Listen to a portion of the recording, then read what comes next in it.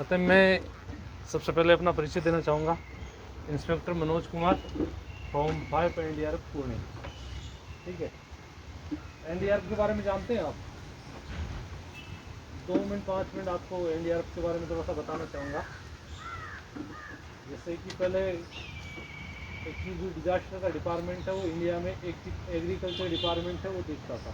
ठीक है, इससे पहले आपने जैसे अगर डिजास्टर का आप हिस्ट्री पढ़ोगे ना, उसमें आया जैसे 93 में एक लाहौर में भूकंप आया था, 99 में उड़ीसा में तूफान आया था, साइक्लोन बहुत बड़ा, काफी नुकसान हुआ। 2001 में क्या हुआ था बता सकता है कोई डिजास्टर के रिगार्डिंग? कच्छ भुज भूकंप आया था, सुना है? ठीक है, तो एक्चुअली एनडीआरएफ का देखें तो जो बेस है वो वहीं से जो बड़े बड़े डिजास्टर आ रहे थे वहीं से तैयार हो रहा था। ठीक, 2003 में एग्रीकल्चर से जो इंडिया की होम मिनिस्ट्री है उसके पास डिजास्टर का डिपार्टमेंट था आ गया। 2003 से जो पैरामिलिट्री की कुछ बटालियन थी वो ट्रेनिंग भी पाई और इसके बारे में डिजास्टर का मतलब देखने लग गए। जैसे कुछ आईटीबीपी की बटालियंस थी, कुछ बीएसएफ, कुछ सीआरपीएफ से, मतलब बटालियंस के जवानों को इसके रिगार्डिंग ट्रेनिंग दी गई कि डिजास्टर में वो काम कर सके। ठीक है, इसके बाद 2005 में डीएम एक्ट बना, डिजास्टर मैनेजमेंट एक्ट 2005। ठीक है, तो जो एनडीआरएफ का मेन है जो मूल वो डीएम एक्ट में है। 2005 में डीएम एक्ट बना और 2006 में एनडीआरएफ को खड़ा किया गया। ठीक है, एनडीआरएफ मेनली जो पैरामिलिट्री है, CRPF, BSF, ITBP, Assam rifle, SSB, उन्हीं से लेते हैं। शुरू में 8 बटालियंस थी, उसके बाद 10 हुई और 12, और अभी नेक्स्ट में मतलब 4 बटालियन और ट्रेनिंग कर रही है, तो टोटल 16 बटालियंस इसमें अभी काम करेगी। ठीक है, अब 12 बटालियंस जो एनडीआरएफ की है वो एक तरह से अभी वर्तमान में पूरे इंडिया को चारों तरफ से कवर कर रखता है। ठीक है, एनडीआरएफ की जो फर्स्ट बटालियन है वो है गुवाहाटी में। ठीक, सेकंड बटालियन है Kolkata West Bengal, third battalion Mundali Orissa, और फोर्थ बटालियन है आराकोणम तमिलनाडु में, 5 बटालियन पुणे महाराष्ट्र, 6 बटालियन है गांधीनगर और बड़ौदा गुजरात, 7 बटालियन बठिंडा और 8 बटालियन गाजियाबाद। ये शुरू की 8 बटालियन थी। इसके बाद 9 बटालियन और 10 नंबर खड़ी की। जो 9 बटालियन है वो है पटना में, और जो 10 थी वो विजयवाड़ा आंध्र प्रदेश में। उसके बाद में नेक्स्ट फिर 2 बटालियन और बनाई गई, जिसमें जो 11 नंबर है 11 बटालियन, एक्चुअली जो दोनों बटालियन थी 11 और 12 वो एसएसबी से रिलेटेड थी, एसएसबी बटालियन से ली गई थी। उसमें 11 को वाराणसी उत्तर प्रदेश में और 12 बटालियन को दिया गया है अरुणाचल प्रदेश में, नॉर्थ ईस्ट में।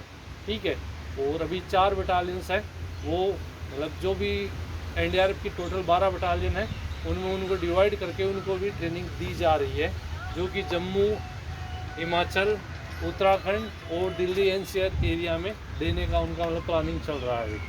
ठीक है, तो एनडीआरएफ के जान के अभी मैं आता हूँ डिजास्टर पे।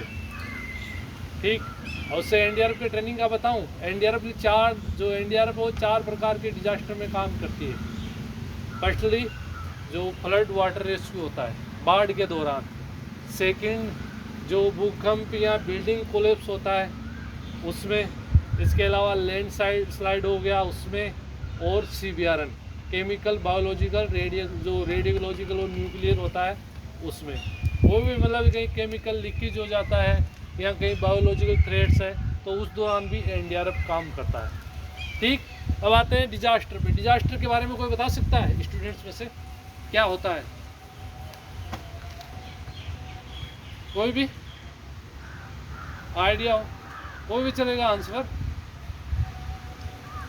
हाँ बताइए। Unwanted happening. राइट, और थोड़ा उसमें सुधार। बिल्कुल, unwanted natural happening good, which can cause damage to life. या शाबाश। कुछ क्या मैं थोड़ा और जोड़ देता हूँ इसमें। ठीक है, मान लीजिए कोई ऐसी घटना या जो समाज है, ठीक है, उसमें व्यवधान डालने वाली, डिस्ट्रक्शन डालने वाली ऐसा कोई घटना हो जाए जिससे उस समाज में बहुत बड़े स्तर पर लाइफ लॉस, इन्वायरमेंट लॉस, संपत्ति का नुकसान हो, और वो समाज उस घटना से अपने साधनों से निपटने में सक्षम ना हो। ठीक है, जो डिजास्टर होता है उसमें 3 पॉइंट मुख्य रूप से होते हैं, जैसे सीरियस डिस्ट्रप्शन किसके सोसाइटी में। ठीक है, सेकंड आता है wide spread loss, human material environment property सभी का एक बहुत बड़े स्तर पर नुकसान हुआ हो। और फोर्थ आता है कि वो समाज अपने साधनों से उस घटना से या जो भी इंसिडेंट हुआ है, जो व्यवधान उत्पन्न हुआ है, उससे निपटने में सक्षम ना हो। ठीक है, मान लीजिए कोई गांव में बाढ़ आ गया, उनके पास 2 बोट हैं। ठीक है, वो 2 बोट से अगर उस बाढ़ से निपट सकते हैं तो उसको डिजास्टर की संज्ञा नहीं जाएगी। घटना थी, ठीक है, गांव वालों ने सोल्व कर लिया, ठीक, लेकिन वो उनकी 2 बोट से ऊपर का हो जाए।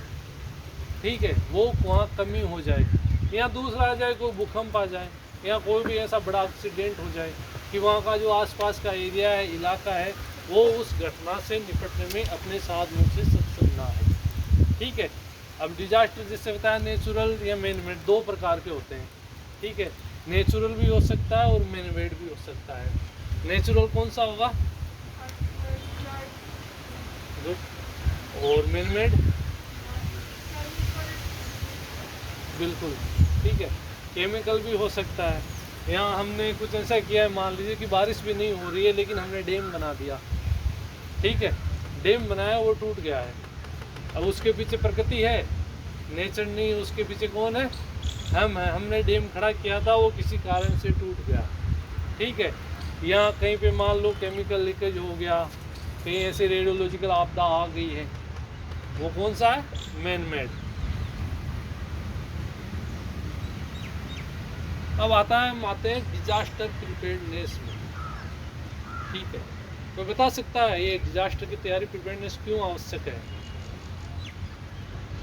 ज़्यादा नुकसान का रोकने के लिए। शाबाश, ठीक है। अब प्रिपेयर्डनेस होता है एक्चुअली वो 3 तरीके से होता है। ठीक है, जो मूल आवश्यकता होती है, ठीक है, वो हो जाता है जैसे form of money, man power, material. अब आप डिजास्टर निपट रहे हो, आपको साधन चाहिए। ठीक है, साधन के लिए मनी भी चाहिए, और साधन चलाने के लिए कौन चाहिए? मैन पावर भी चाहिए। ठीक है, और इसके अलावा जो मटेरियल है वो है ही, साधन है आपके जो डिजास्टर से आप निपट रहे हो। बोट्स हो गए, दूसरे इक्विपमेंट्स हो गए, SCBR के जैसे सूट वगैरह आते हैं, SCB आते हैं, वो सब। ठीक है, अब जो डिजास्टर हम तैयारी करते हैं वो किस प्रकार होनी चाहिए कि पहले तो जो पुरानी घटनाएँ हुई है जो भी, ठीक है, कि बैक में कौन कौन सी घटनाएँ हुई है उनका एवल्यूएशन किया जाए एक डिजास्टर से निपटने के लिए, उसकी तैयारी के लिए। ठीक है, फिर लोकेशन और डिस्ट्रक्शन प्रोन एरिया, कहाँ डिजास्टर प्रोन एरिया है, उसकी लोकेशन कहाँ कहाँ है, ये हमारी जो तैयारी का मूल रूप है उसमें शामिल होना चाहिए। जैसे मान लीजिए महाराष्ट्र का हम ले या किसी दूसरे स्टेट का ले, तो उसमें अगर डिजास्टर की तैयारी की जाएगी तो जो एरिया है, डिजास्टर एरिया प्रोन एरिया है, वहाँ की लोकेशन के हिसाब से की जाएगी। हो सकता है कि वो एरिया समतल हो सकता है पहाड़ी इलाका, हो सकता है जंगल हो सकता है नदियों वाला हो, तो उस हिसाब से। इसके अलावा ऑर्गेनाइजेशन ऑफ कम्युनिकेशन, ठीक है, जो कम्युनिकेशन है, इंफॉर्मेशन और वार्निंग सिस्टम। कोई डिजास्टर की तैयारी कर रहे हैं तो ये तीनों चीज़ क्या है, मेन बहुत ज़रूरी होता है कि आपको टाइमली इंफॉर्मेशन भी मिले, आपका कम्युनिकेशन हो। ठीक है, इसके अलावा दोनों को मिला के अगर आपका कम्युनिकेशन है, आपको टाइमली इंफॉर्मेशन भी मिल रहा है, तो आप वार्निंग सिस्टम कैसे तैयार करेंगे, वो भी उसमें शामिल होना चाहिए। और एक लास्ट में आता है कोऑर्डिनेशन और रेस्पॉन्स मैकेनिज्म। अब डिजास्टर में आपका दूसरी एजेंसियों से कैसे कोऑर्डिनेशन रहेगा, कि कोई घटना होती है वो मल्टी एजेंसी आ जाती है ना, कि ज़रूरी नहीं है एक है। ठीक है, जैसे मान लीजिए कोई बहुत बड़े स्तर पे घटना हुई है, जैसे सपोज डेट 2019 में महाराष्ट्र में बाढ़ आया था। ठीक है, तो वहाँ क्या मल्टी एजेंसी आ जाती है, जैसे फायर भी आ जाता है, लोकल SDRF भी आती है, NDRF भी आ जाती है, आर्मी भी है, नेवी भी है, सभी एक साथ काम कर रहे हैं। तो ये पहले से एक मैकेनिज्म होना चाहिए कि उन एजेंसियों का क्या आपस में कोऑर्डिनेशन हो। ठीक है, क्योंकि उससे क्या होगा कि मान लो एक बड़े स्तर पे डिजास्टर हुआ है, तो सब जगह कहाँ कितनी आवश्यकता है, कहाँ पे कौन काम करेगा, कौन एजेंसियाँ कहाँ कहाँ डिवाइड रहेगी, वो सब किया जा सकता है। कोऑर्डिनेशन नहीं रहेगा तो हो सकता है कि वो सारे एक ही जगह चले जाएं, ठीक है, हो सकता है कि वो दो जगह बैठ के रह जाएं, ठीक है। तो कोऑर्डिनेशन इसमें क्या, पहले से इसका जो कोऑर्डिनेशन का मैकेनिज्म है वो बहुत ज़रूरी रहता है। अब फिर आता है disaster preparedness start with you. हम आपसे, हमारे से कैसे इसकी जो डिजास्टर की तैयारी है कैसे शुरुआत इसकी कर सकते हैं, ठीक है। तो इसका एक क्या बोले ट्रायंगल होता है डिजास्टर प्रिपेयर्डनेस का, ठीक है। प्लान, प्रिपेयर और प्रैक्टिस, ठीक है, कि आप प्लान करें, प्रिपेयर करें और उसकी प्रैक्टिस करें। इसमें किसी को कुछ पूछना हो तो आप हाथ खड़ा करके मेरे से पूछ सकते हैं, ठीक है। दोनों तरफ से थोड़ा रहेगा, आदान प्रदान होगा तो थोड़ा अच्छा रहेगा। अब सबसे है कि तैयारी क्यों आवश्यकता है। मान लो आपको तैयार कर रहे हैं, ये क्यों ज़रूरी है, तैयार कर रहे हैं ना आप एनसीसी स्टूडेंट्स हो, मान लो एनसीसी की भी ट्रेनिंग ले रहे हो, अभी जस्ट हम एक तरह से डिजास्टर की ट्रेनिंग आपको दे रहे हैं, ठीक है। क्यों दे रहे हैं, क्यों ज़रूरी है।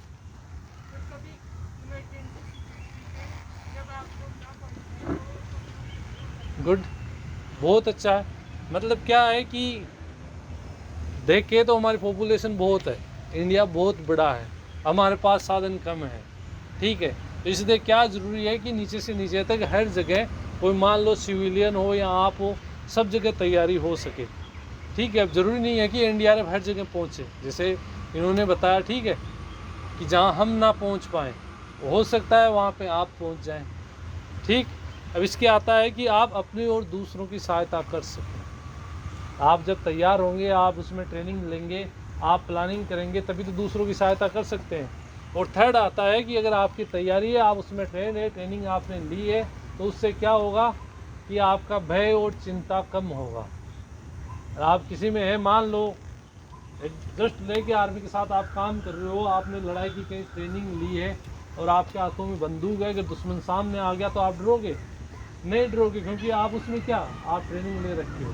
तो सेम यही है कि डिजास्टर में अगर आप ट्रेनिंग ले रखे हो, आप तैयारी कर रखे हो, आप प्लानिंग कर रखे हो, तो क्या है कि आप चिंता और भय मुक्त रहोगे। अब आता है कि एक्शन स्टेप और प्रिपेयर्डनेस, इसके क्या क्या एक्शन स्टेप्स होते हैं, ठीक। पहले आता है कि सूचनाएं इकट्ठी करें, सूचनाएं लें, सब जगह से आपके पास इंफॉर्मेशन होनी चाहिए। कोई भी डिजास्टर है, किस प्रकार का डिजास्टर है, डिजास्टर में क्या क्या हो सकता है, वो सूचनाएं आपके पास हो, ठीक।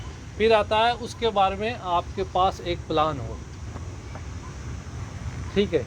सबसे ज़रूरी कि हमारे पास प्लानिंग होनी चाहिए। कोई भी डिजास्टर है, कोई घटना हो जाती है, सपोज दैट हम कहीं जा रहे हैं तो एक प्लान कभी किए हैं कि कुछ हो गया, एक्सीडेंट हो गया, वैसे अशुभ मानते हैं ना हिंदुस्तान के संदर्भ में ले हम, तो ऐसी बातें नहीं किस लिए अशुभ सोचना है, लेकिन कभी प्लान किए हैं कि ऐसे कुछ हो गया तो मैं क्या करूँगा, हैं, नहीं किए है ना। तो ये सबसे ज़रूरी है कि डिजास्टर के बारे में हमारे पास एक प्लान होना चाहिए। कहीं भी आप अपने घर से ले सकते हो, शुरुआत कर सकते हो, ठीक है। जैसे किसी का मान लो समुद्र के किनारे घर है, या किसी का नदी के किनारे है, ठीक है, किसी का ऐसे MIDC एरिया के आसपास है जहाँ केमिकल्स का यूज़ बहुत ज़्यादा होता है। कभी बनाए हैं कोई प्लान। तो ये क्या है, सबसे ज़रूरी चीज़ होता है डिजास्टर में कि आपका खुद का एक प्लान आपके पास होना चाहिए, आपके घर के लिए, आप जहाँ काम कर रहे हैं वहाँ के लिए। इसके बाद आता है असेंबल ए डिजास्टर किट। ये सबसे ज़रूरी चीज़ है, खास करके जो फ्लड प्रोन एरिया होता है वहाँ के लिए, कि आपका एक डिजास्टर किट बना हो, ताकि आप कम से कम 2-3 दिन किसी के भरोसे ना रहें, ठीक है। आपकी उसमें क्या क्या आवश्यकताएं हो सकती है वो सब कुछ हो, आपके डॉक्यूमेंट हो। इसके बाद आता है, मान लो आपने प्लान भी बना लिया और किट भी बना लिया है, ठीक है, आपका एक डिजास्टर प्लान है, पूरा आपने तैयार कर रखा है, और आपने उसी के हिसाब से एक डिजास्टर किट भी बना रखा है। तो ये नहीं कि डिजास्टर नहीं आया तो आप उसको छोड़ दे, भूल जाएं, उसको टाइमली मेंटेन करते रहें, ठीक है। डिजास्टर प्लान मेंटेन करने का इसलिए ज़रूरत पड़ती है, जैसे मान लीजिए जो हम देखें अगर एरिया लोकेशन, तो आप देखते होंगे हर 3-4 साल से वहाँ की कंडीशन चेंज हो जाती है। ठीक है, जिस गांव में 100 घर थे, वहाँ पे अगर आप 5 साल रुक जाओगे या 2 साल रुक जाओगे, हो सकता है 200 घर हो जाए।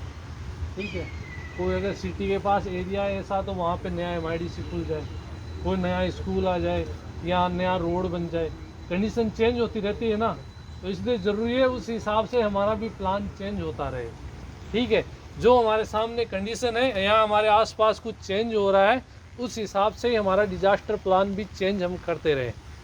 ठीक है, अब आपने जो प्लान बनाया, जो किट बनाया, उसके अंदर ये भी शामिल होना चाहिए कि आपको इंडिविजुअल, या मान लीजिए आपका कोई फैमिली मेम्बर है, आपका कोई साथी है, तो कोई क्या उसको स्पेशल जरूरत हो सकती है, वो भी उसमें शामिल हो। और स्पेशल नीड्स मतलब हो सकता है कोई एलर्जी को, हो सकता है ना। जैसे आपने क्या किया, अपने परिवार के लिए एक डिजास्टर प्लान बना रखा है। ठीक है, अब साथ में ये भी है कि प्लान के साथ साथ आपके जो परिवार में कोई एलर्जिक है, कोई दूसरी बीमार हो सकता है, तो आपका जो डिजास्टर किट है उसमें उस रिलेटेड क्या होना चाहिए, उस किट में दवाइयाँ या कोई दूसरा इक्विपमेंट वगैरह अगर उसको ज़रूरत है तो वो भी शामिल होना चाहिए। तो इसका समझ रहे हैं सभी, आगे बढ़ें। ओके, अब आता है कि मेक ए प्लान। आप प्लान बनाएं, उसमें क्या क्या शामिल करें, क्या ज़रूरत पड़ सकती है, क्या हो सकता है, किसको उसमें शामिल करें। ठीक है, तो सबसे पहले तो हमारे आसपास कौन रहता है, हैं? अब प्लान भी हम बनाएं तो कितने प्रकार का बन सकता है। पहले तो एक खुद का होगा। ठीक है, कि मेरे खुद के बारे में एक प्लान हो।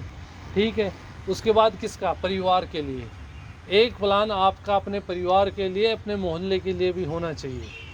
क्योंकि डिजास्टर हमेशा क्या अकेले से नहीं निपटा जाता है, सबको साथ लेके निपटा जाता है। ठीक है, इसके बाद आ गया आपका वर्क प्लेस, जहाँ आप काम कर रहे हो, जहाँ आप पढ़ रहे हो। आपका वर्क प्लेस यही है ना, जहाँ पे आप ट्रेनिंग ले रहे हो, जहाँ पढ़ रहे हो, तो वहाँ के लिए भी आपके पास एक प्लान होना चाहिए। ठीक है, अब इसके अलावा जो प्लान आप बना रहे हैं उसमें सब शामिल रहे। ठीक है, अच्छी बात रहेगी कि उसमें आपके अड़ोसी पड़ोसी है, आपके भाई हैं, आपके फैमिली मेम्बर है, आपके वर्क प्लेस में जो साथ काम करने वाले हैं, वो भी उसमें शामिल रहे, तो निपटने में एक बहुत आसानी होगी। अब प्लान बना रहे हो किस प्रकार का हो कि कम से कम 72 घंटे तक आप सर्वाइव कर सके, आपका परिवार 72 घंटे तक, अगर आपको अगर सहायता नहीं मिल रही है 3 दिन तक, तो भी आप उसमें सर्वाइव कर सके डिजास्टर में। ठीक है, अब इसके अलावा जो प्लान बना रहे हैं डिजास्टर, उसमें आपके इवैक्यूएशन रूट हमेशा शामिल होने चाहिए, जहाँ भी रह रहे हैं, कि इमरजेंसी में मैं कहाँ से निकलूँगा। जैसे मान लो यहाँ IIT में हो भी आप, ठीक है, अब यहाँ के इमरजेंसी रूट होंगे ना आपके पास। ठीक है, कि अगर कोई किसी प्रकार की इमरजेंसी होती है तो हम 2 नंबर द्वार का प्रयोग करेंगे या 1 नंबर द्वार का प्रयोग करेंगे, ये यूनिट इस गेट से निकलेगी। लेते हैं ना हम, नॉर्मली ऑफ स्वीपिंग होते हैं उसमें भी एक रूट यूज करते हैं। ठीक है, कि अगर हमारा ये रूट रहेगा और उसमें हम कहीं निकलते हैं तो यहाँ पे दूसरी जगह ये रहेगा पॉइंट। तो सेम क्या है कि हम डिजास्टर प्लान बना रहे हैं, तो हमें टोटल अपने जो इमरजेंसी रूट्स हैं उनका भी पता होना चाहिए, कौन सी जगह पे, कौन से डिजास्टर में हम कौन सा रूट यूज करेंगे, कौन से गेट यूज करेंगे, वो सब इसमें शामिल होना चाहिए। अब आता है खुद का एक सपोर्ट नेटवर्क हमें तैयार करना चाहिए। ठीक है, तो पहले वैसे मैंने बताया कि क्या है, आपका जो प्लान बना रहे हैं, आप जो प्लान तैयार कर रहे हैं, उसमें आपके फैमिली मेम्बर और साथ में जो काम कर रहे हैं उनको भी शामिल करें। जब आप उनको शामिल करोगे तभी आपका क्या होगा, एक नेटवर्क तैयार होगा। ठीक है, ताकि आप मान लीजिए किट बना रहे हैं, आप कहीं और हैं, आपने एक किट बना रखा है अपने घर पे, आपको नहीं, आपके फैमिली मेम्बर को पता है, तो हो सकता है कि इमरजेंसी में वो उनके यूज हो जाए। ठीक है, आपने जो इवैक्यूएशन का प्लान बनाया है आप कहीं बाहर हो, लेकिन हो सकता है आपके पड़ोसियों की या आपके घर वालों के आपकी अनुपस्थिति में वो काम आ जाए। ठीक है, तो हमेशा उनको क्या शामिल रखना चाहिए ताकि एक अच्छा नेटवर्क तैयार हो सके। ठीक है, अब इसके अलावा है plan for services to be unavailable. क्या डिजास्टर में क्या हमें नहीं मिलेगा, कभी सोचे हैं कि मोबाइल बिल्कुल बंद हो गया तो हम क्या करेंगे, हैं? हमारे कौन से तरीके से हम सूचनाएं भेजेंगे, अगर बिजली नहीं रही तो हम क्या करेंगे, सोचे हैं? ये मेन जो है एक तरह से डेली नीड्स है, जो वर्तमान में देखे ना तो मनुष्य की डेली नीड्स है। बिजली हो गया, मोबाइल हो गया, इंफॉर्मेशन के दूसरे साधन हो गए, नेट वगैरह, इंटरनेट या टीवी है, ठीक है। तो ये प्लान में रहना चाहिए कि ठीक है बिजली नहीं आई तो मैं क्या करूँगा, पानी नहीं मिला तो मैं क्या करूँगा, मेरा मोबाइल काम नहीं करेगा तो मैं क्या करूँगा, ठीक है। इसके अलावा जो आपके फैमिली मेम्बर्स के कॉन्टेक्ट हैं तो उनको पहचान करके रखिए, उनको अलग से रखें कहीं पे भी। आजकल सब कुछ मोबाइल में सेव रखते हैं ना, मोबाइल लैपटॉप में हमारा सब कुछ सेव है, पूरी दुनिया चल रही है इससे। लेकिन उससे क्या अलग भी, अगर डिजास्टर किट हम बना रहे हैं तो इस हिसाब से तैयारी करें कि हमारा ये काम नहीं करेगा, लैपटॉप मोबाइल काम नहीं करेगा, ठीक है। आपकी बिजली नहीं आएगी, पानी नहीं आएगा। इसके अलावा जो आपके स्पेशल मान लीजिए कुछ परिवार की प्रॉपर्टीज़ होती है, ठीक है, कुछ डॉक्यूमेंट होते हैं जो बोले तो मूल्यवान वस्तुएं, ठीक है, उनका कैसे क्या करना है, कैसे रखेंगे उनको, कहाँ पे रखेंगे, उसका भी वो प्लान में शामिल होना चाहिए, ठीक है। और इसके अलावा ज़रूरी है सबसे कि आपके जो भी डॉक्यूमेंट है उस सब की कॉपियाँ हो, टोटल जितने भी है घर परिवार के साथ में जो आपके रह रहे हैं, आइडेंटिटी कार्ड हो गए, ज़मीन के हो गए कुछ ज़रूरी, जैसे राशन कार्ड वगैरह, या ज़मीन या प्रॉपर्टी के कुछ ज़रूरी डॉक्यूमेंट है, उन सभी की कॉपियाँ हो। अब आता है कि डिजास्टर किट में हम क्या क्या शामिल करें, ठीक है। अगर डिजास्टर किट बना रहे हैं तो उसमें क्या क्या शामिल कर सकते हैं।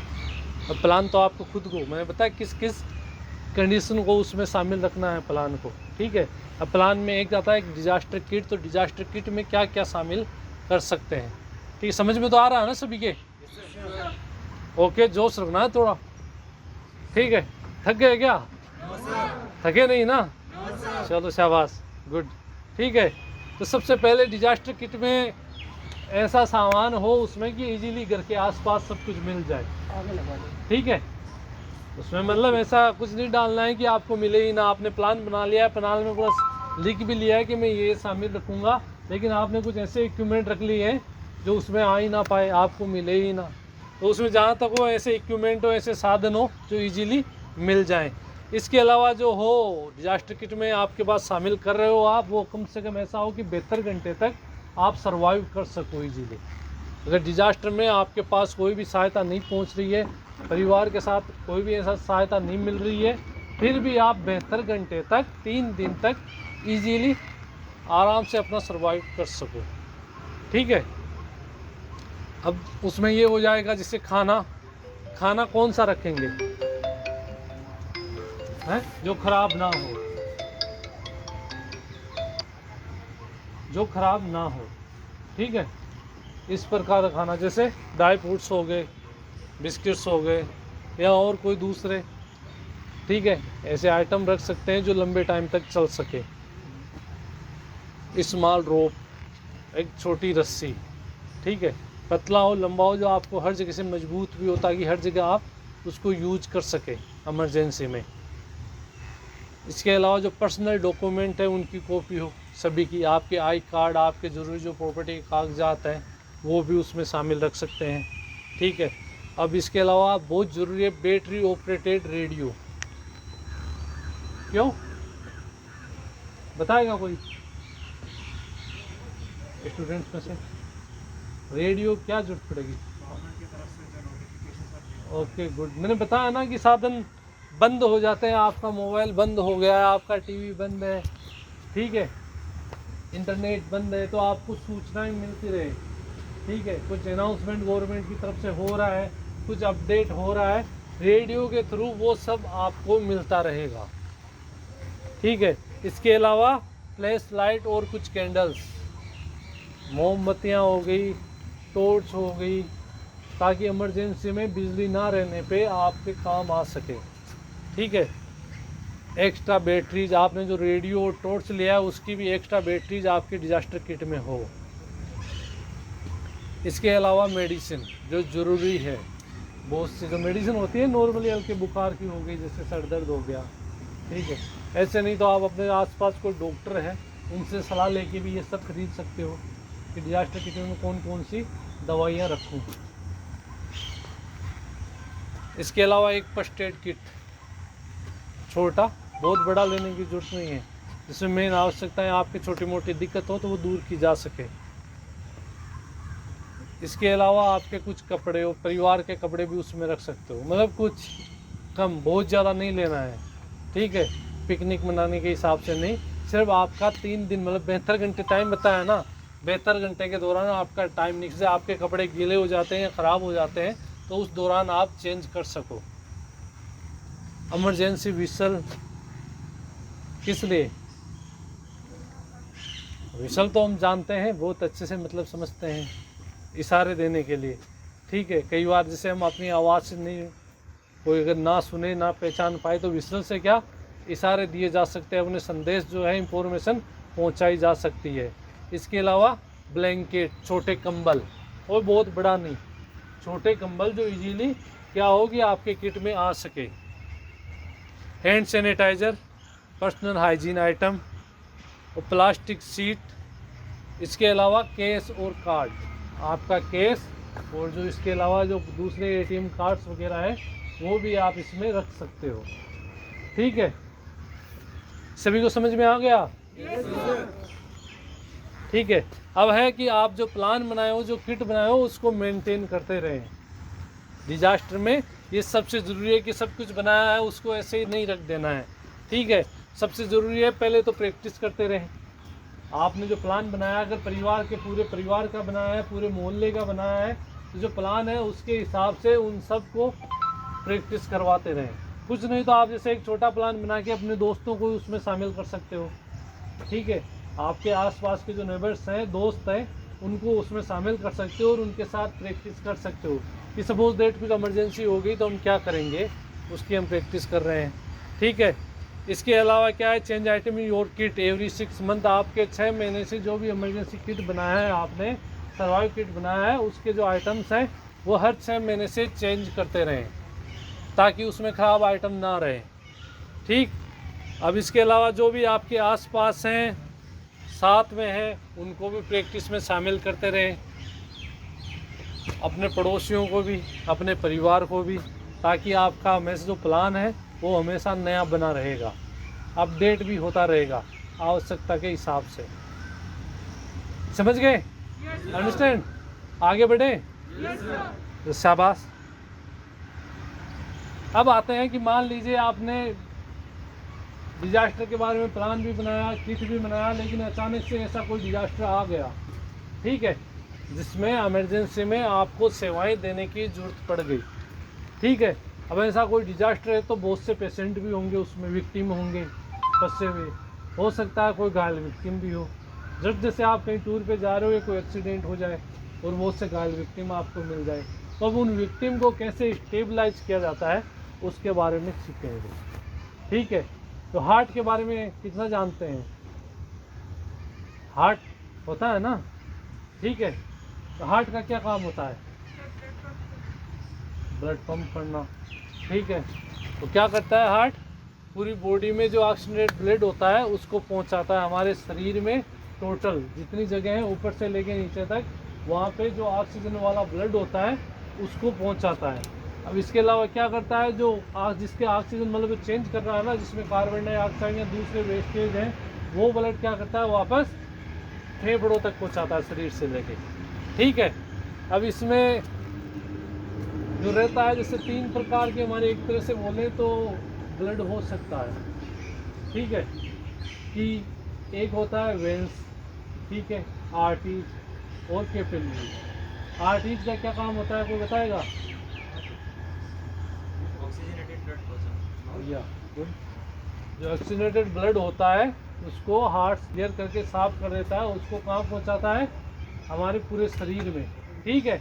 और वेंस होती है जो ब्लड है वो वापस हार्ट में लेके आती है, ठीक है। और इनके बीच में एक कड़ी होती है कैपिलरीज, ठीक है। मतलब एक तरह से देखिए तो वो लास्ट कड़ी होती है हमारे शरीर की, बिल्कुल छोटी छोटी, जहाँ पे क्या होता है इस ब्लड का रोटेशन होता है, साफ ब्लड वो रख लेगी और जो वेस्ट प्रोडक्ट्स वाला है वापस क्या करेंगे, वेंस को दे देगी। ठीक है, अब इनमें जो ब्लड निकलता है वो 3 तरीका होता है। ठीक है, 3 तरीके से, जैसे कि मान लीजिए कहीं आर्टरीज में अगर कट गया है, कोई विक्टिम है, ठीक है, और बहुत ज़्यादा कटा हुआ है, तो उसके कहाँ, आर्टरीज से, अगर आर्टरीज का ब्लड कहीं बह रहा है तो बहुत ज़्यादा होगा। जैसे हार्ट पंप होता है ना, पंप होता है, कैसे होता है, कुछ सेकंड का पास होता है, पंप होता है, फिर निकलता है। आर्टरीज अगर कटी हुई है तो सेम वैसे ही करेगी। ठीक है, एकदम से थोड़ा हल्का रुकेगा, उसके बाद एकदम से पंप टाइप में बिल्कुल ब्लड निकलेगा। तो आर्टरीज का जो ब्लड होता है वो कैसा होता है, बिल्कुल चमकीला, एकदम रेड कलर का, दूर से मतलब आप पहचान जाओगे कि बिल्कुल साफ है। ठीक है, अब इसके 20 सेकंड में आता है वेंस का। वेंस का थोड़ा क्या होता है कि गाढ़ा होता है और थोड़े गहरे कलर में होता है। अगर वेंस से कहीं खून निकल रहा है तो थोड़ा स्लो हो जाएगा, मतलब जो आर्टरीज की स्पीड होती है उतनी वेंस के ब्लड में नहीं होती। लास्ट होता है कैपिलरीज में। कैपिलरीज का जैसे आप नॉर्मली हमारे कहीं रगड़ हो जाती है या घिस जाता है तो देखा होगा कि ब्लड आ रहा है लेकिन एकदम लाल होके रह जाएगा। वो कहाँ से ब्लड निकल रहा है, कैपिलरीज से। बिल्कुल थोड़ा गाढ़े कलर का, मतलब जो वेंस का ब्लड है उस सेम उस टाइप का ही दिखाई देगा लेकिन बहेगा नहीं, और बिल्कुल लाल दिखेगा कि हल्का खून आया है लेकिन इतना बहेगा नहीं। ब्लड काम क्या करता है शरीर में,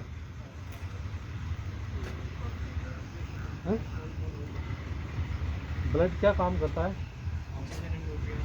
आ गया था, और क्या क्या रहता है ब्लड में शामिल, आरबीसी, डब्ल्यूसी, प्लाज्मा। ठीक है, तो हमारे शरीर को प्रोटेक्ट भी करता है ना साथ में, तो क्या है हमारे शरीर के लिए बहुत ज़रूरी है। तो कहीं भी कोई विक्टिम मिलता है तो सबसे ज़रूरी है उसकी ब्लीडिंग रोकी जाए। तो डिजास्टर में अगर आप देखोगे तो बहुत से ऐसी जगह मिलेगी कि कट पट गया है या ऐसी कोई चोट लग गई है, बहुत ज़्यादा ब्लड बह रहा है, तो वो एक तरह से विक्टिम जिंदा भी रहे लेकिन उसके क्या जान का खतरा बहुत ज़्यादा हो जाता है। ठीक है, जैसे रोड एक्सीडेंट भी अगर इंडिया में होते हैं तो अगर बहुत से ऐसे केस होते हैं कि अगर टाइमली उनका ब्लड रोक दिया जाए तो बहुत से पेशेंट की जान बचाई जा सकती है। और कोई सीरियस चोट नहीं है इसलिए, लेकिन सिर्फ ब्लड बहने से क्या होता है, जान चली जाती है। ठीक है, अब अगर कहीं मान लो कोई विक्टिम फंसा हुआ है, आप उसका रेस्क्यू कर रहे हैं तो उसका ब्लड कैसे रोकोगे, कैसे कंट्रोल करोगे, हाँ बताइए। बिल्कुल, और कोई, बिल्कुल शाबाश, बहुत अच्छे। और देखिए जैसे मान लो ब्लीडिंग हो रही है तो ब्लीडिंग 2 तरीके से होता है, हेमरेज। ठीक है, इंटरनल और एक्सटर्नल। ठीक, इंटरनल कौन सा होगा, जैसे आप देखें कई बार चोट लग जाती है, ब्लड बाहर नहीं आता है, ब्लैक टाइप में हो जाता है। ठीक है, ब्लैक टाइप में हो रखा है या अंदर से लग रहा है कि पूरा घिस गया, एकदम रेड टाइप में हो गया, तो वो क्या होता है, इंटरनल होता है। एक्सटर्नल सबको पता है कि हमारी चोट लगी, वो ब्लड बह रहा है। तो एक्सटर्नल में जो बाहर आपको दिखाई दे रहा है खून बहे, उसको रोकने के लिए 4 तरीके होते हैं। ठीक, सबसे पहले कौन सा होगा, प्रेशर पॉइंट को दबाएं, जहाँ है वहाँ पे अप्लाई डायरेक्ट प्रेशर, उन्होंने जो बताया था वो बैंडेज या कोई गोज है उससे डायरेक्ट प्रेशर डालें। सेकंड आता है, क्या बताया था, उस पार्ट को ऊपर कर सकते हैं। ठीक है, जैसे किसी का हाथ कट गया है या ऐसा कुछ चोट लग गई है तो उसका जो हाथ है उसको ऊपर कर दिया जाए। और थर्ड आता है यूज प्रेशर पॉइंट, जो आपके शरीर में आर्टरीज है उसके आसपास जहाँ चोट लगी है उसके आसपास की आर्टरीज को प्रेशर पॉइंट दबा के उसका खून रोका जा सकता है। इसका एक छोटा सा डेमो देंगे।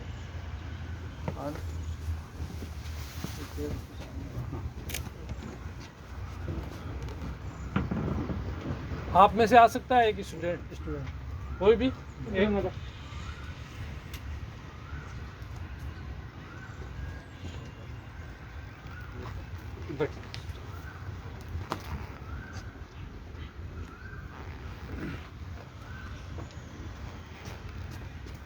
ठीक है, मान लीजिए कोई ये विक्टिम है, ठीक है, कोई इंसिडेंट हुआ है कहीं पे और ये एक विक्टिम है, अब हम इनको निकाल रहे हैं, हमारे पास ऐसी कोई आस पास में सहायता नहीं है। आपने कहाँ कौन सा है, 108 होता है ना, 108 पे फ़ोन भी कर दिया, लेकिन उनको आने में टाइम लगेगा। हो सकता है 5-10 किलोमीटर की दूरी पे हो। तो अब ज़रूरी क्या है, इनके अगर ब्लीडिंग हो रही है तो सबसे ज़रूरी है ब्लीडिंग को रोका जाए। ठीक है, तो कई विक्टिम मान लीजिए यहाँ पे ये बैठे हैं, अगर लेटे हुए रहते हैं, तो कोई भी विक्टिम होता है उसके सबसे ज़रूरी होता है स्पाइनल कॉलम और हेड। जहाँ तक हो सके इनका मूवमेंट ना कराया जाए। अगर मूवमेंट भी कराते हैं तो सपोर्ट में रखें हमेशा सर को। ठीक है, क्या करना है, विक्टिम कोई भी हो, सपोर्ट में हमेशा उसके सर के सपोर्ट पक्का रहना चाहिए। अगर मान लीजिए कि आपने कोई गलत तरीके से इसका मूवमेंट करा दिया या बांध दिया या कुछ कर दिया, तो आप उसकी मतलब जो समस्या है उसको और ज़्यादा बढ़ा देंगे। ये हम किससे चलते हैं, पूरा हेड से और स्पाइनल कॉलम से। कोई भी व्यक्ति हो, चाहे जो मनुष्य का शरीर है, वो मेनली जो ऑपरेट होने का साधन है हमारा हेड और क्या, स्पाइनल कॉलम। अगर इनके चोट लग जाती है, बहुत ज़्यादा अगर बढ़ जाती है, तो एक तरह से बहुत ज़्यादा मुश्किल में विक्टिम आ जाएगा। किसी विक्टिम को हम फर्स्ट एड दे रहे हैं या कुछ कर रहे हैं, तो उसका सबसे ज़रूरी होता है हेड पहले स्टेबल करना। ठीक, अब इसके अलावा किसी की सहायता कर रहे हैं, अगर वो बोल रहा है, मान लीजिए ये बोल रहे हैं, तो सबसे ज़रूरी है उसकी खुद की परमिशन होनी चाहिए। ठीक है, अगर विक्टिम नहीं बोल रहा है तो उसके पास है नहीं, तो एक तरह से ये मानी जाती है कि हाँ, क्योंकि आप क्या गुड फेथ में उसकी सहायता कर रहे हैं ना, तो ये माना जाता है कि हाँ ठीक है, मैंने इसकी परमिशन ली और उसकी फिर सहायता करें। ठीक, अब सपोज दैट मान लीजिए इसके हाथ पे कहीं चोट लगा है, तो रोकने क्या क्या है। फर्स्टली है डायरेक्ट प्रेशर। ठीक है, ये इतना। सेकंड आता है फिर एवैक्यूट ऊपर, मतलब एक्सट्रीमिटीज है एलिवेट करना इसको। ठीक है, थोड़ा सा एलिवेशन दे देते हैं ताकि जो इसकी आर्टरीज थी, ठीक है, मतलब यहाँ से थोड़ा प्रेशर होगा तो कम होगा ना ऊपर की तरफ, इसलिए। ठीक, अब इसके थर्ड आता है जो प्रेशर पॉइंट्स हैं, जो हाथ की आर्टरीज है रोटेड, उसको आप दबाएं। ठीक है, उससे क्या होगा, इसका जो ब्लड का प्रेशर, जो ब्लड ज़्यादा निकल रहा था, उसका प्रेशर कम हो जाएगा। ठीक, अब इससे भी नहीं रुक रहा है तो क्या करेंगे, एक चौथा आता है, मतलब बहुत इमरजेंसी, जब लगे कि विक्टिम को जान का खतरा हो। ठीक है, जब विक्टिम को जान का खतरा हो, बिल्कुल भी कोई उपाय नहीं है हमारे पास, तब यूज करते हैं टर्निक्यूट करके। टर्निक्यूट, ठीक है, मतलब कोई पेन या आप कोई लकड़ी, कोई छोटी लकड़ी लेके कोई रुमाल या कपड़े से उसको बांधेंगे और उस लकड़ी को घुमा के वहाँ पे स्टेबल कर देंगे, तो क्या होगा, उसका जो आगे की ब्लड सप्लाई है वो रुक जाएगी। लेकिन ये तभी हमेशा यूज करना है, पहली बार यूज नहीं करना कि ये लगे कि इसकी जान, अगर हमने ये नहीं किया तो विक्टिम की जान चली जाएगी। ठीक है, अब टर्निक्यूट अगर आप यूज कर रहे हैं तो उसका नियम है कि हर 5 से 10 मिनट में उसको बीच बीच में खोलते रहें।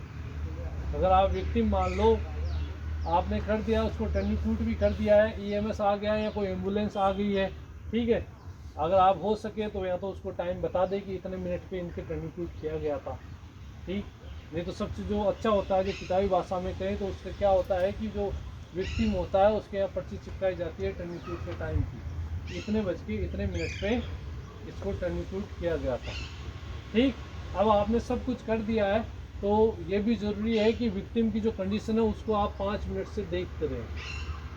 ठीक है, और कंडीशन में आप क्या देखेंगे कि इसका पल्स चल रहा है नहीं चल रहा है, सेंसेशन इसका काम कर रहा है नहीं कर रहा है, आंखों की पुतलियाँ भी है व्यक्ति की, वो भी बहुत कुछ कह देती है, तो वो कैसे हैं, ये सांस ढंग से ले पा रहा है या नहीं ले पा रहा है। जब तक कि आपसे कोई बेटर जानने वाला ना आ जाए तब तक उसको क्या करना है, पूरा देखते रहना है। अगर विक्टिम की कंडीशन ज़्यादा है, वो नहीं बोल पा रहा है, ठीक है, अचेत है, तो हर 5 मिनट से, अगर बोल रहा है, अच्छे से बात कर रहा है, तो हर 15 मिनट से ये सब देखते रहे।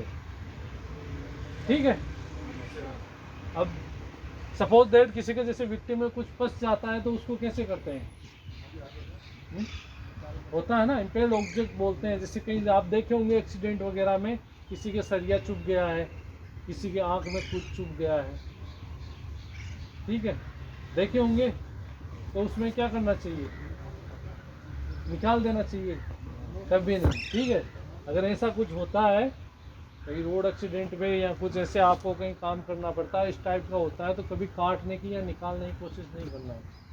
उसको जहाँ पे है वहीं पे स्टेबल कर देना है, गोज और बैंडेज की सहायता से। अब जरूरी नहीं है जो आपके पास डॉक्टरी गोज बैंडेज हो वही हो, इसमें आप जो इम्प्रोवाइज है कोई टॉवल या कोई दूसरा बड़ा कपड़ा इमरजेंसी में वो भी यूज कर सकते हैं। ठीक है, जैसे सपोज देख इसके मान सकते हैं कि ये विक्टिम में इनके कुछ लग गया है यहाँ पे।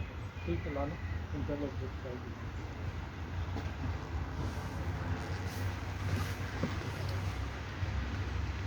हाँ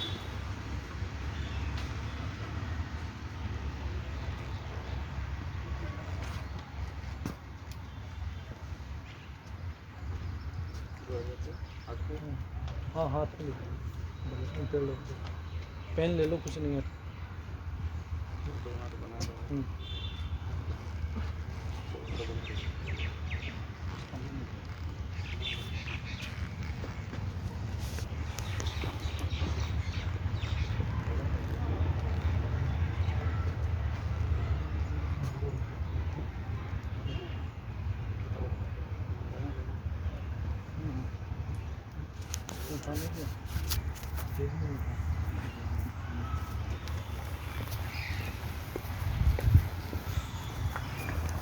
कितना मोबाइल था ना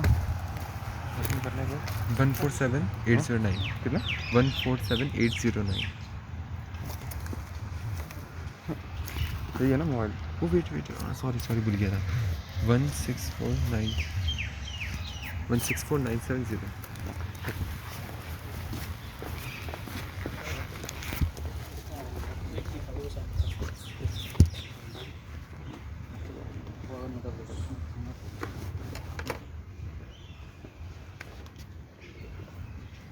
सपोज दैट मान लीजिए इनकी आंख में कुछ हो गया है, ठीक है, कुछ ऐसा चुप गया है, तो उसको कैसे फिक्स करेंगे?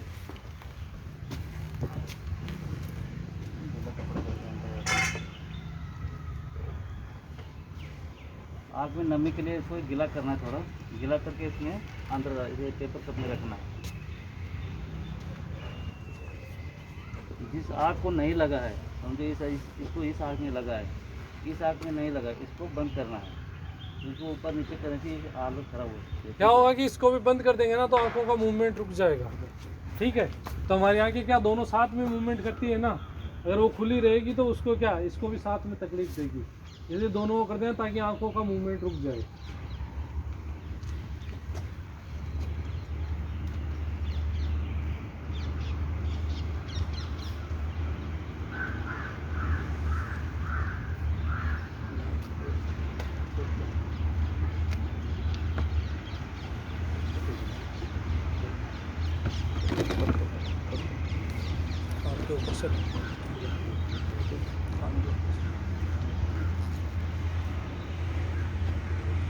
अब इस दौरान मान लीजिए कि विक्टिम क्या कर रहा है, बातचीत कर रहा है।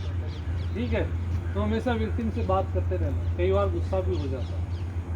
नॉर्मली अगर डिजास्टर में हम काम करें या कोई एक्सीडेंट ये आज चोट लगती है तो थोड़ा सा हो जाता है सेंसिटिव, ठीक है, लेकिन हमें क्या उतना नहीं होना उसके साथ में कि वो कुछ बोल दिया हम गुस्सा हो गई छोड़ दिया, ऐसा नहीं करना है कभी भी।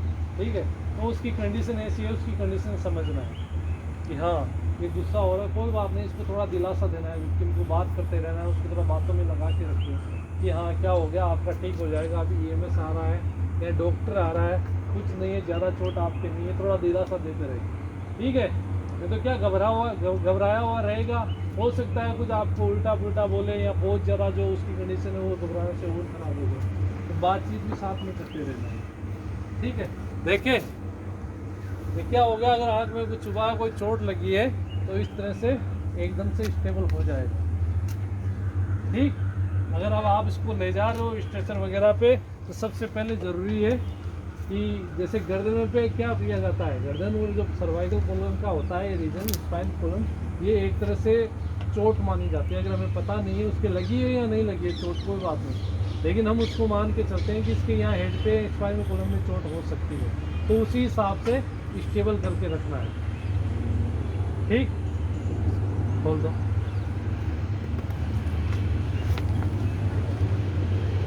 अब इसमें ज़रूरी नहीं है ऐसी गोज और बैंडेज, जो आपके पास इमरजेंसी में कोई ऐसा साफ कपड़ा होता है, ठीक है, तो उसमें भी क्या करना है, इसका यूज कर लेना है। जैसे सर पे भी अगर चोट लग जाए, कुछ होता है, तो उसमें भी जो आपके पास इम्प्रोवाइज हो, साथ में जो हो उसी का यूज करें। ज़रूरी है कि ब्लड कंट्रोल कर दिया जाए टाइम से, ठीक है।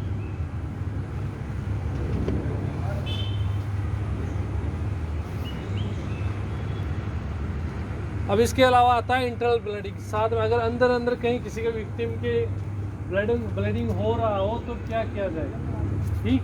अब इसके साइन और सिम्टम क्या हो सकता है इंटरनल के, बता सकते हैं कोई? नॉर्मली एक आध तो मैंने बताया था अभी। अंदर चोट लगी है, अगर अंदर ब्लीडिंग हो रही है तो हमारी क्या खांसी हो सकती है, और खांसी के साथ कुछ थूक के साथ ब्लड भी आ सकता है, ठीक। खून की उल्टियाँ हो सकती है। अगर हमारे चोट लगी है अंदर और ब्लीडिंग हो रहा है तो हमें खून की उल्टियाँ भी हो सकती है, ठीक। इसके अलावा जहाँ पे चोट लगी है, मान लो कहीं हड्डी के आसपास बाहरी तरफ थोड़ा हल्का, तो जो हमारे स्किन का कलर है वो भी चेंज हो जाएगा, एक तरह से लाल या ब्लैक टाइप में कलर हो जाएगा जहाँ ब्लीडिंग हो रही है वहाँ पे। अब उसके लिए सबसे अच्छा उपाय है कि जहाँ तक हो सके पहले तो कि नज़दीक हॉस्पिटल है तो विक्टिम को वहाँ ले जाया जाए। अब जब तक आप हॉस्पिटल पहुँचते हैं तब तक के लिए है कि विक्टिम को गर्म रखा जाए, ठीक है। उसका जो शरीर का टेम्परेचर है उसको मेंटेन करते हुए, गर्म भी इतना नहीं कि बहुत ज़्यादा हीट हो जाए, ठीक। एक तरह से क्या करना है, टेम्परेचर हमें मेंटेन करके रखना है, और साथ में शॉक का इलाज करना है। शॉक समझते हैं? अगर ब्लीडिंग आपके शरीर में कहीं ठीक ठाक तरीके से नहीं हो रहा है, शरीर में ऑक्सीजन की कमी होगी, तो आदमी क्या वो विक्टिम होता है, शॉक में चला जाता है, ठीक। अब चोट लग गया मतलब जो उसका ब्लड का सर्कुलेशन था वो एक तरह से रुक जाएगा। रुकने से उसको शरीर को क्या कहीं ना कहीं ऑक्सीजन नहीं मिलेगा, तो हो सकता है विक्टिम शॉक में चला जाए, तो हमें शॉक का इलाज करना है उसका, ठीक। वो सेम जैसे शरीर का टेम्परेचर मेंटेन करते हुए थोड़ा जो है उसकी बॉडी के नीचे का पार्ट उसको एवैल्यूएट कर देना है, ताकि उसका जो ब्लड सर्कुलेशन है वो बना रहे सही तरीके से, और जितनी जल्दी हो सके विक्टिम को हॉस्पिटल में लेके जाना है। अब यहाँ तक आ गए ना। अब मान लीजिए जो हमने किया था, ये विक्टिम है, आपने कहीं रेस्क्यू किया है, अब विक्टिम को क्या किया, आपने स्टेबल कर दिया है।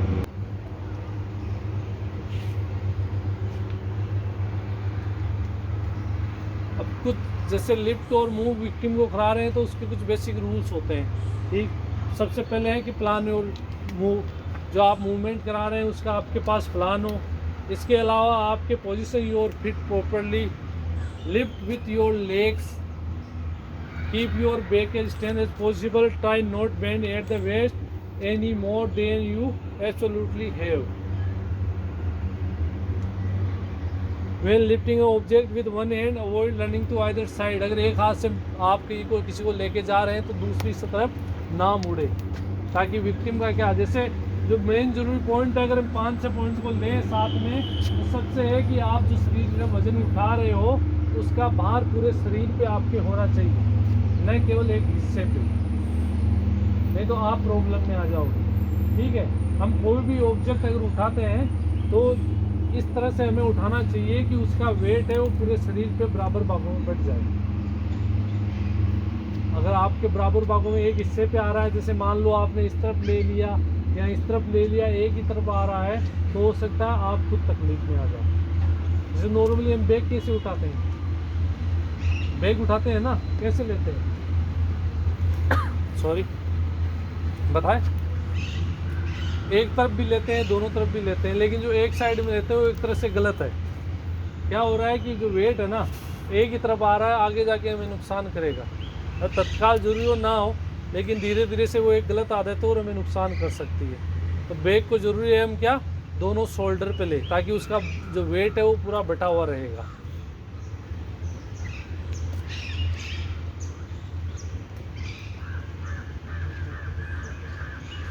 इमरजेंसी मूवमेंट कब कराया जाता है किसी को, तत्काल। वेट भी तो कर सकते हैं ना, जैसे मान लीजिए कोई डिजास्टर आया है, कहीं है कोई विक्टिम है किसी बिल्डिंग में, तो उसको हटाने की क्या है कि वहाँ तत्काल जरूरत है, या कहीं आग लग गई है, कोई फायर हो गया है, सपोज दैट जैसे यहाँ पे कोई विक्टिम है और आपको लगता है कि ये डर सकता है, तो आप किसी सहायता की वहाँ इंतज़ार नहीं कर सकते ना। क्या होगा कि तत्काल हमें वहाँ से हटाना पड़ेगा। हो सकता है आप 2 हो सकता है आप 1 भी हो। इसके अलावा क्या हो सकता है और कोई ऐसा दिक्कत, ताकि हमें विक्टिम को तत्काल हटाना पड़े? फायर हो गया, बिल्डिंग कोलैप्स हो सकता है, और कोई गैस लीकेज हो सकता है, या ऐसी कोई दूसरी थ्रेट्स हो सकती है जिससे विक्टिम की जान जाने का खतरा हो। अब ऐसे में मान लीजिए सब कुछ आपने देख लिया, आप अकेले हो, अब विक्टिम को आपको हटाना है, तो उसको कैसे हटाएंगे? ग्राउंड सीट ले ग्राउंड सीट।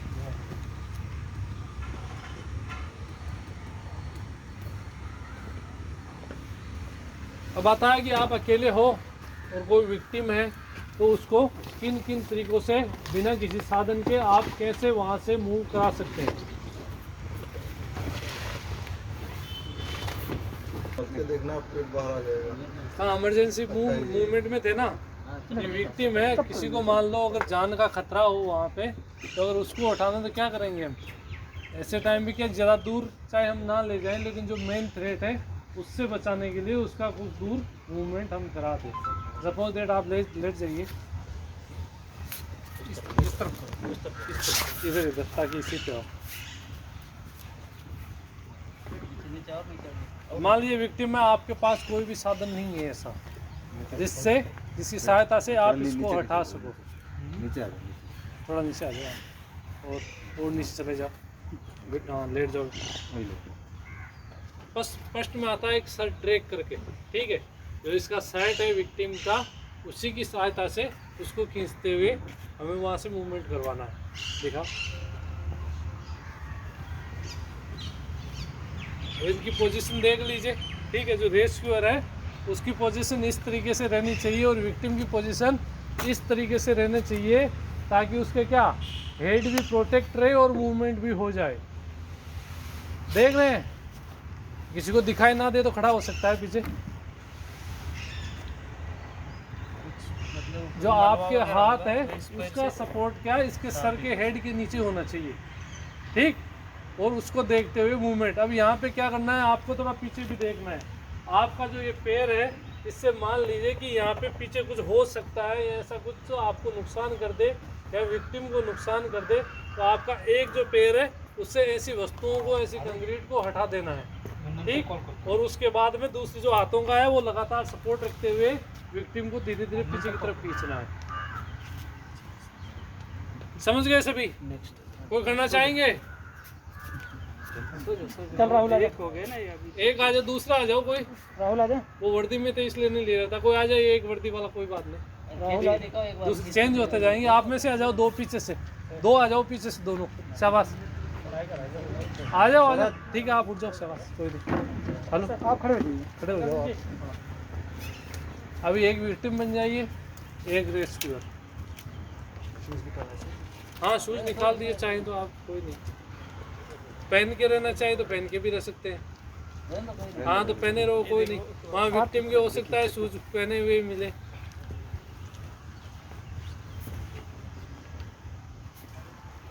ठीक है, शाबाश, कीजिए।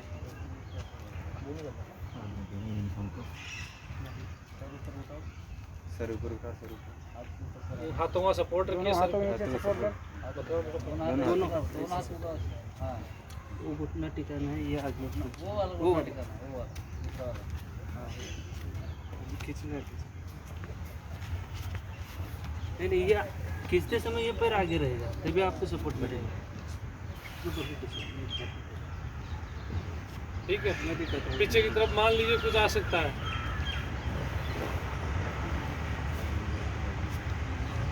जैसे कुछ पीछे मलबा वगैरह होगा तो इस पर से थोड़ा उसको हटाना है, फिर इसको आगे लेना।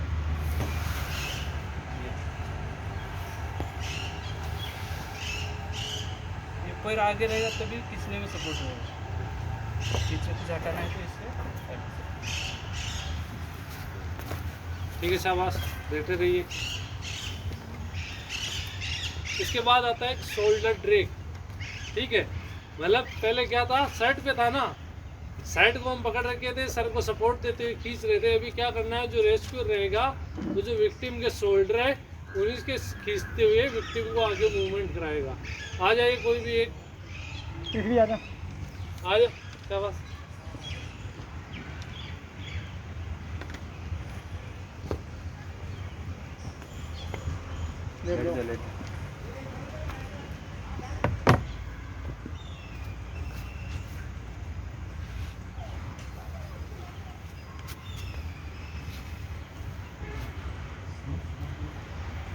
इस हाथ को हम ऐसे मतलब किसी रुमाल या किसी चीज़ से टेबल पे कर सकते हैं बांध के ऐसे। आपके पास अवेलेबल हो तो ठीक है। सपोर्ट रखो सब, ये हाथ है। यहाँ पे ध्यान रखना हमेशा जो आपके जो कोनिया है ना उसका सपोर्ट विक्टिम का जो सर है उस पर रहना चाहिए, ठीक, ताकि क्या उसका हेड इधर उधर मूवमेंट ना करे, सुरक्षित रहे, ठीक है। बाकी सेम उसी तरह से वो पोजीशन लगभग उससे मिलती जुलती रहेगी और विक्टिम को धीरे धीरे मूव कराना है। हेड में नेक्स्ट आ जाइए कोई। सुमित,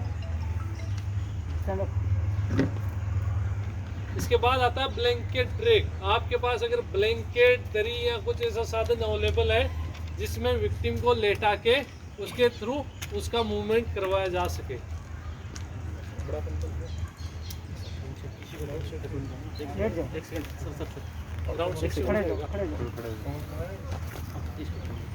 तत्काल मंगा सकते हैं, इसी में हो जाएगा, ठीक है, करो 2 मिनट के अंदर शुरू हो जाएगा, ठीक है, हो जाएगा, हो जाएगा।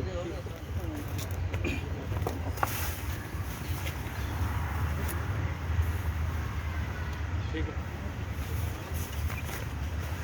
तो सबसे पहले इसको कंबल को सबसे पहले है कि फोल्ड कर लेना है। जो आपके पास कंबल या दरी ग्राउंड सीट कुछ रहे उसको राउंड में फोल्ड करना है ताकि विक्टिम को उस पर लेटा सके इजीली।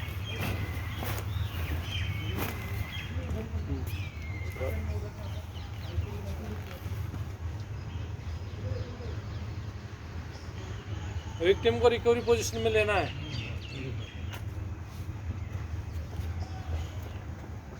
होता है रिकवरी मतलब चोट लगने की इस पोजीशन में कम संभावना होती है। चलो हो गया कोई।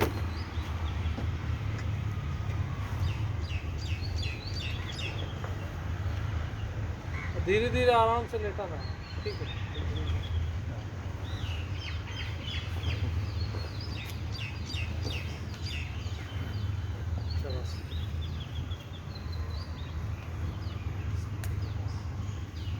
आप हेल्प मत करो इनकी, ये समझो आप विक्टिम हो और अच्छे है तो बिल्कुल।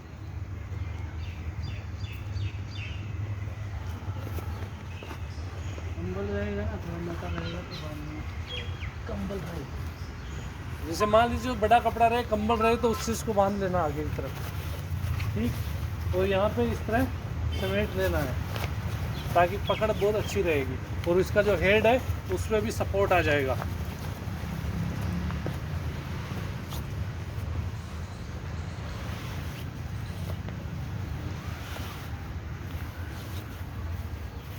ठीक है, फ्री हो जाएगी।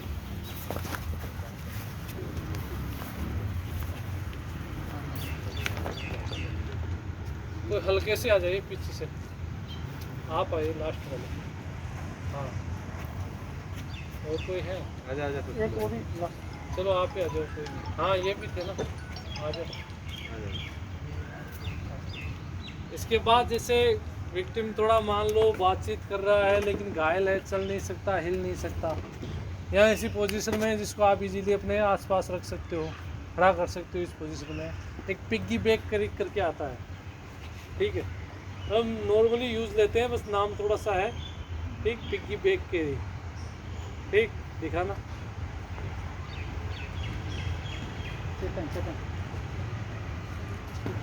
देखना नहीं,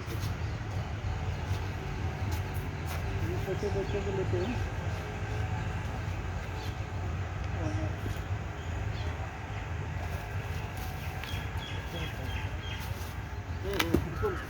थोड़ा थोड़ा ऊपर लो, ऊपर लो, ऊपर लो, ऊपर लो। हाँ ऊपर लो, हाँ अभी।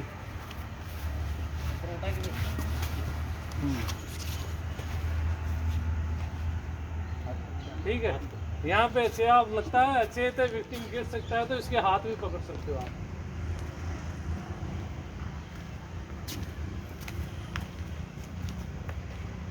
ठीक है, बैठा दो, इनको मजा आ रहा है। फिर आता है क्रेडल कैरी। रुकना, आपको एक बार और झूला झूला देते हैं। आ जाओ, ठीक है, क्रेडल कैरी तू आ जा। इस तरह से, ठीक। यहाँ में थोड़ा सपोर्ट रखना है इसके स्पाइनल कॉलम पे हल्का। तब जो भी विक्टिम किसी को अगर मूवमेंट करा रहे हो, कोई भी घटना हो या दुर्घटना हो किसी में भी, तो हमेशा हेड और स्पाइनल को जहाँ तक हो सके हमेशा सपोर्ट रखना है, ताकि उसकी जो इंजरी है, जो कंडीशन है, वो और ज़्यादा आगे नहीं बढ़ेगी। एक आता है फायर फाइटर ट्रेक।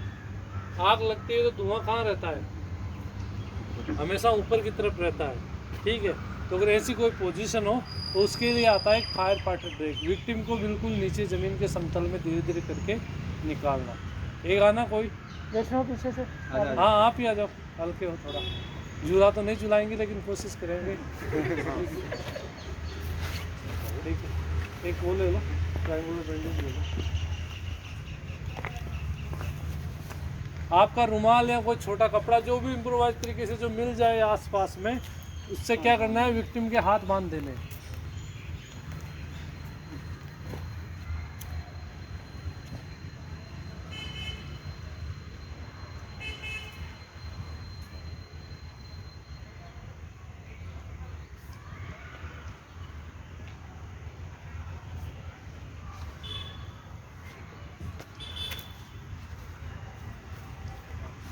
ठीक है, अभी धीरे धीरे इसके सर पे सपोर्ट रखते हुए और आसपास के जो ऑब्जेक्ट्स हैं जिससे विक्टिम को खतरा हो सकता है, उनको हटाते हुए आगे बढ़ना है। ठीक है, ये क्या है, इमरजेंसी मूवमेंट है। विक्टिम की जान को यहाँ पे खतरा हो सकता था, तो यहाँ पे इसकी जान बचाने के लिए इसको यहाँ से मूवमेंट करा के थोड़ी दूर जहाँ पे सेफ जगह है वहाँ पे ले जाना है आपको। समझ गए सभी ये? जी सर।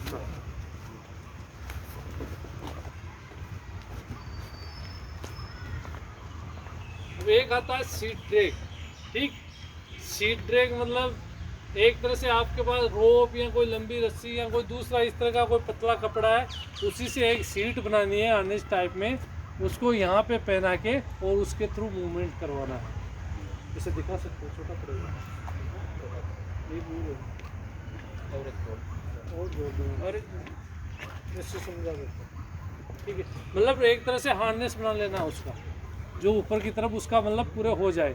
एक राउंड यहाँ से दिया गर्दन की तरफ से और दूसरा शोल्डर पे देते हुए उसका जो सिरा है दूसरा वो हमारे सर के ऊपर की तरफ है।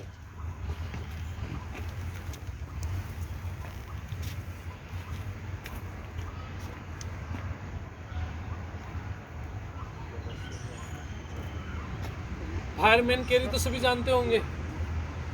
फायरमैन कैरी जानते हैं? नहीं जानते? ये तो हम नॉर्मली यूज करते हैं, जो फोर्स सेज होती है ले जाते हैं ना। बीपीटी वगैरह किए हैं? नहीं है क्या? एक नॉर्मली आप देखे होंगे रेस्क्यू में आर्मी वगैरह काफ़ी यूज करते हैं, वो बताएंगे बाद में। ठीक है, कल बताएंगे आपको। घायल जो हमारा साथी होता है उसको ले जाने के लिए, ताकि क्यों, मान लो दुश्मन के इलाके में होते हैं जैसे, तो क्या करते हैं फौज की भाषा में, उसको तत्काल वहाँ से निकालने के लिए हम अपने कंधे पे लेके उसका हथियार लेके दौड़ सकते हैं। ठीक है, तो इसमें ऐसे यूज़ होता है कि आप इजीली फटाफट उसको वहाँ से बाहर निकालें, इसलिए उसका यूज़ किया जाता है। एक दिखाओ, कोई भी आ जाइए आप, आपको झूला नहीं झुलाया ना, आप आ जाओ। पतला झूला।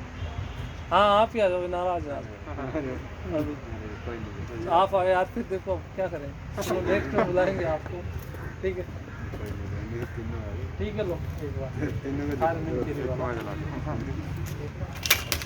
अरे आराम से लगा लो। एक को ले लो जो हल्का दिख रहा हो।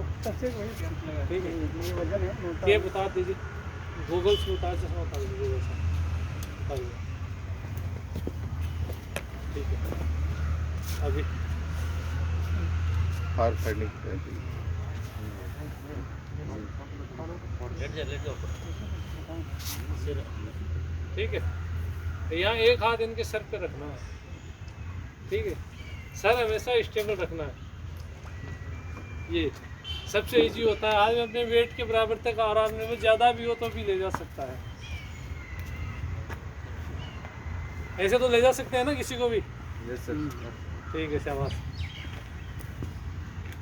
अब आता है ऐसे विक्टिम, ठीक है, इसी जिनके नॉर्मल चोट हो, मान लो कई बार रहता है कि एक कोई विक्टिम है, उसके एक पैर में चोट लग गया है। ठीक है, वुड फुट कैरी कहते हैं, 1 फुट कैरी। एक दिखाना, एक पैर वाला, एक पैर दूसरे पैर पे रखते हैं। हाँ, ठीक है। अभी दोनों को क्या करना है, मूवमेंट पैरों का साथ करना है इसका, बिल्कुल तरतीबवार। ठीक है, अगर आप 2 रेस्क्यूअर हो, किसी के दोनों पैरों की चोट लग रखी है तो सेम 2 आ जाओ आप वापस। अभी आपको पैर नहीं टिकाने देंगे। बीच में दोनों कंधे उतारो। हाँ, दोनों तरफ सपोर्ट रखना है और ऐसे। लेकिन यहाँ पे क्या है, यही बस की मूवमेंट दोनों का साथ होकर तालमेल गड़बड़ा गया तो फिर आगे नहीं जाएगा व्यक्ति। तो ये दोनों जो रेस्क्यूअर उनमें तालमेल रहना चाहिए। ठीक है, आ जाइए। अब इसके अलावा था जो हमारे हाथों से सीट बना के विक्टिम को ले जाना। ठीक, एक होता है 4 हैंड। इसके लिए क्या चाहिए, 2 रेस्क्यूअर। कम से कम आप अगर 2 रेस्क्यूअर है तो आप अपने हाथों से ही सीट बना के विक्टिम को उससे कैरी करके ले जा सकते हो। बना, तो पहले अपना हाथ ऐसे जोड़ना है। ठीक है, सेकंड का नेक्स्ट दूसरा, एक दूसरे के हाथों से पकड़ना है। ठीक है, नीचे हो जाओ आप दोनों।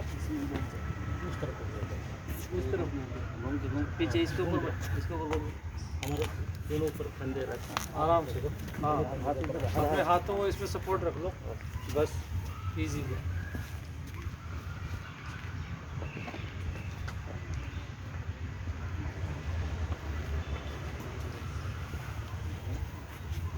हो गया। अभी आपको मान लीजिए इमरजेंसी में जैसे ऐसे पकड़ो, अपना अपना अपना पकड़ो पहले। हाँ, ये क्या पकड़ी पहले। नहीं, ये इसका एक इस तरफ एक उल्टा आप पकड़ो। आप में से कोई आना चाहे तो आ सकता है, ये भूल जाते हैं। ठीक है, कौन सा हाथ लाना है। ठीक है, कर सकते हो आप, खड़े होकर वहीं पे प्रैक्टिस कर सकते हो, कोई वो नहीं है। बताना थोड़ा। हाँ, बराबर है। हाँ, शाबाश, बहुत अच्छे।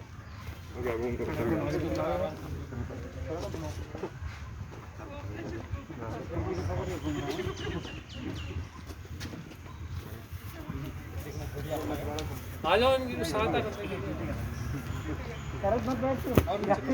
देंगे। काफी दूर तक ले जा सकते हैं सर आप। घुमाओ इनको।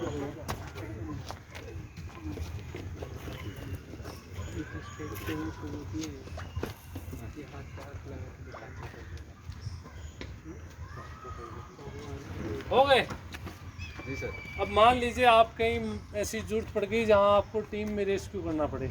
आप साथ में जैसे 2 रेस्क्यूअर, 3 रेस्क्यूअर। ठीक, आपके पास ऐसे कोई साधन नहीं है जिससे विक्टिम को कैरी करवाया जा सके। ये जो बताए गए थे इमरजेंसी मूवमेंट था, मतलब कुछ दूर के लिए। आप इस तरह पोजीशन से बहुत ज़्यादा दूर किसी को नहीं ले जा सकते। ठीक है, तो इम्प्रोवाइज तरीके से ऐसे, मतलब ऐसी स्थिति में हमें ऐसे इम्प्रोवाइज तरीके से स्ट्रेचर बनाने की जरूरत पड़ती है। ठीक है, तो वो कैसे बनाया जा सकता है, जैसे आपके शर्ट से अगर कोई टी शर्ट पहन रखा है उससे, या कंबल या ग्राउंड सीट है उसकी सहायता से भी बनाया जा सकता है।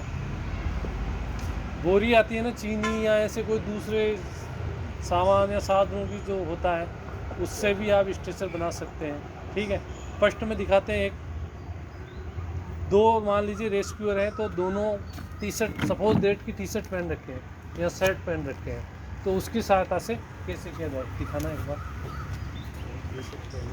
दोनों पहन लो इसी के ऊपर, इसी के ऊपर पहन लो।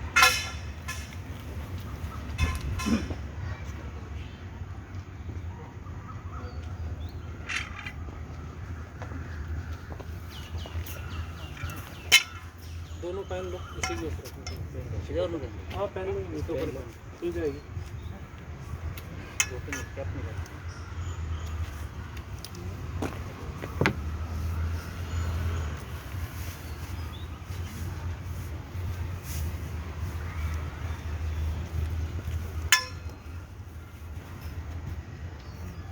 ठीक है। अभी जैसे मान लीजिए कि ये 2 रेस्क्यूअर हैं, ठीक। अब इनको अपनी अपनी टी शर्ट से क्या बनाना है, स्ट्रेचर बनाना है, ठीक है। तब मतलब कुछ इसमें करने की जरूरत नहीं है, आप इसी तीसरे की या एक दूसरे की सहायता से उसको खोल के, आपके पास कोई भी 2 लकड़ी के डंडे या बांस है या कोई पोल है, उससे उस पर लाद सकते हैं।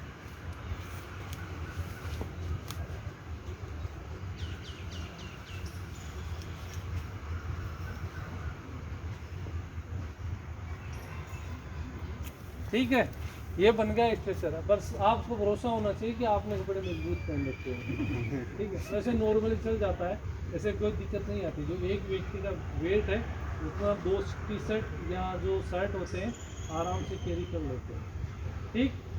इनसे ऐसे ही वापस पहन भी सकते हैं, हटा दो। जैसे कोई बोरी हो तो बोरी का नॉर्मली कुछ नहीं, उसके 2 छेद करने हैं और उसको बोरी को उसमें डाल देना है, ठीक है। ये बताना ग्राउंड शीट का या कंबल वाला बता दो।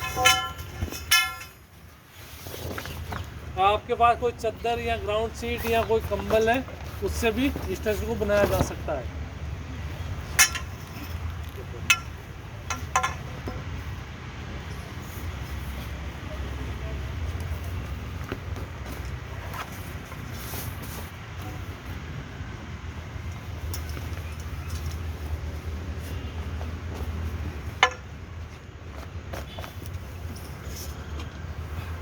बैठना है किसको जो किसको लेटना चाहता है तो आ सकता है।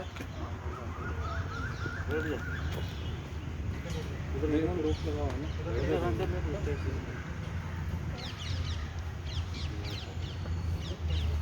शाबाश। अरे पीछे आने दो ना सर, पीछे आ जाओ। शाबाश। उठा। ठीक है, आप इजीली कहीं दूर तक इसको ले जा सकते हैं। ठीक है, लेटा दो वापस। रोप ऑन। अब ये भी आपके पास मान लीजिए बांस भी नहीं है, ऐसा कुछ नहीं है, अगर आपके पास एक रोप है तो रोप की सहायता से भी एक बैकबोर्ड बनाया जा सकता है। रोप वाला आता है किसी को आप में से? है यूज नहीं किए? रोप का कुछ सिखाते होंगे ना एनसीसी में, रोप के बारे में सिखाते हैं, नोट्स वगैरह ये सिखाते होंगे सब। आप चाहो तो खड़े हो सकते हो देखने के लिए।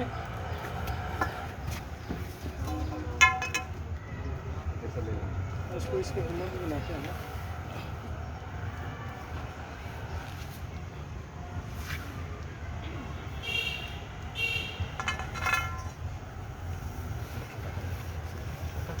वो करना उसका लास्ट वाला जी जी।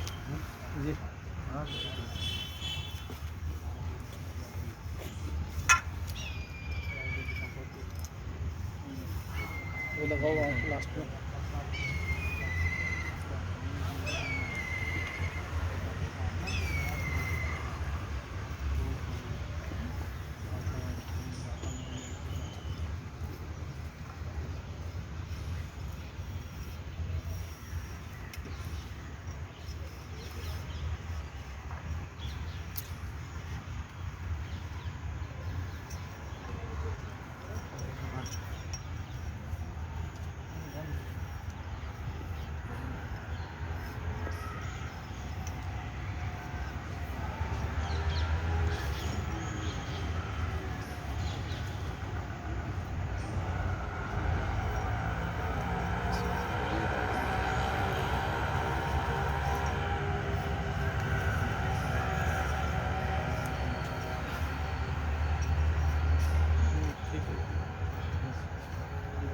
वो लेटना चाहे तो आ सकता है।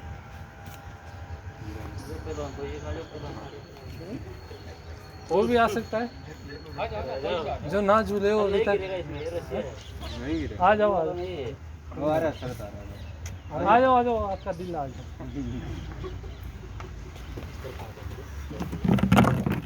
वो तो सब पर इधर कर दो।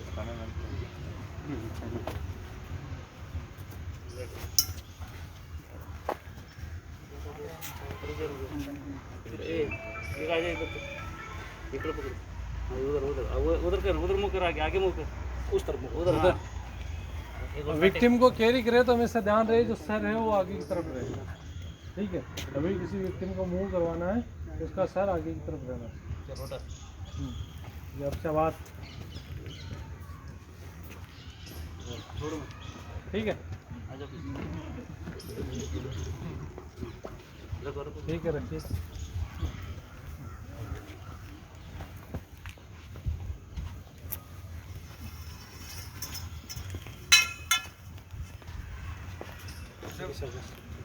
हाँ, इसका रीजन क्या था सर आगे रखने? एक्चुअली जैसे तत्काल उसको सहायता दी जा सके, मेन रीज़न जैसे एम्बुलेंस वगैरह में रहता है, ठीक है, तो ऑक्सीजन वगैरह आप जैसे ही अंदर करोगे उसको तुरंत सप्लाई मिल जाएगी, ठीक है।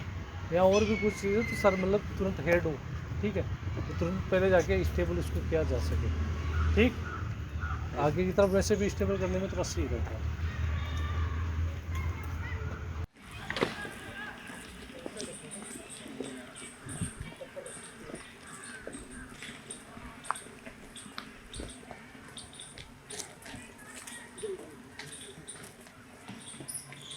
ऐसे पूरा फैला के ताकि आराम से अंदर आ जाए, ठीक है। इनके कपड़े वर्दी भी खराब ना हो।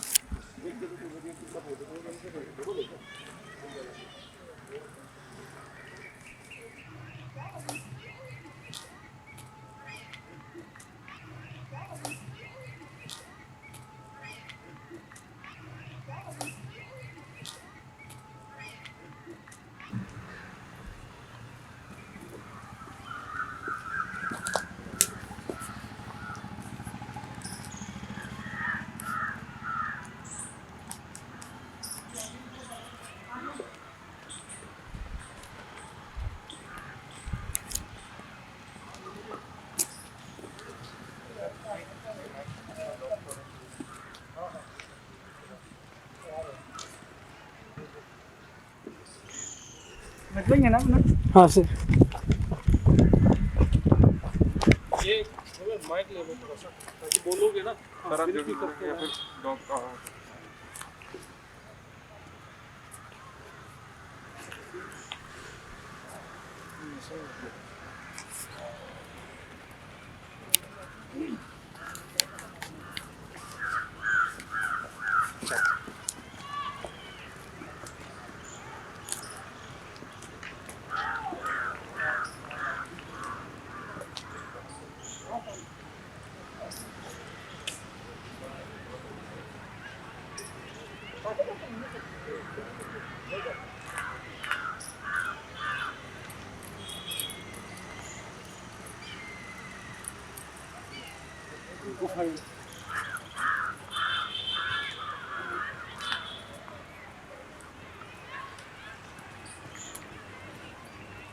वापस करो, फिर वापस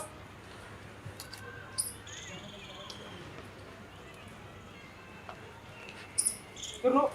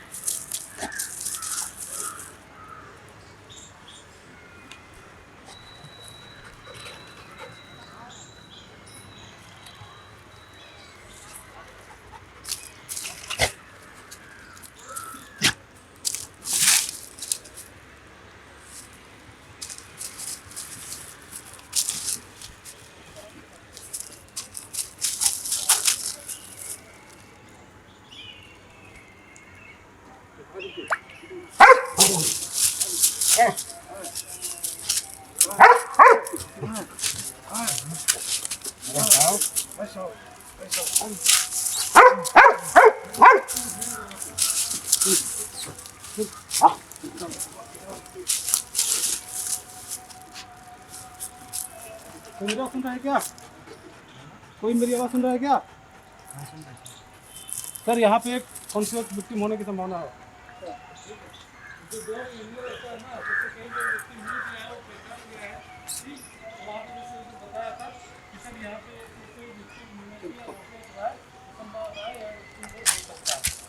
नेक्स्ट हुआ ये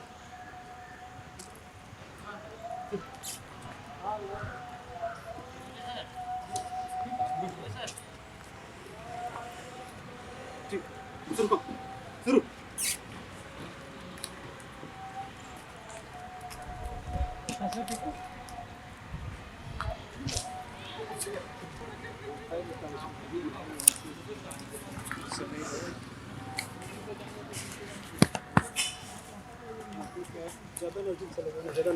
हाँ ज़्यादा आदमी हो गए ना इसीलिए नजदीक नहीं जाना सही।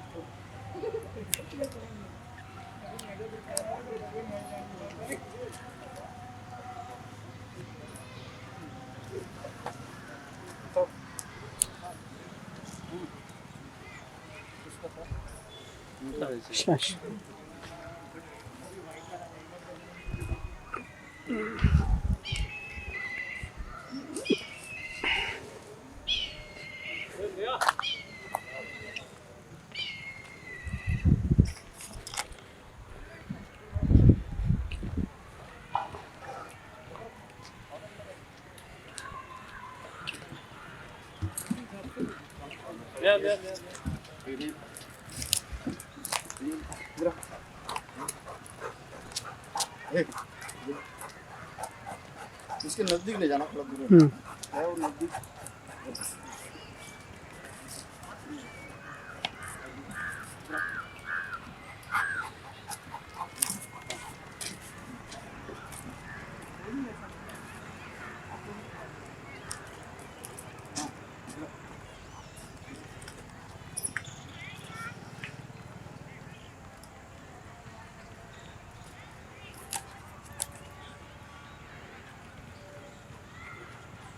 Go find.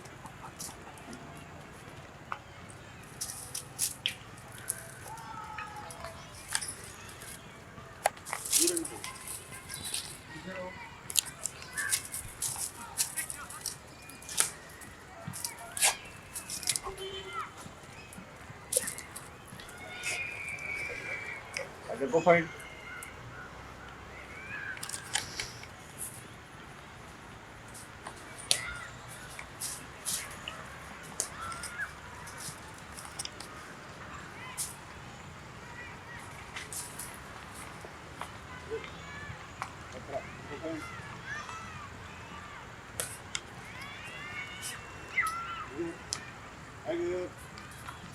Go find.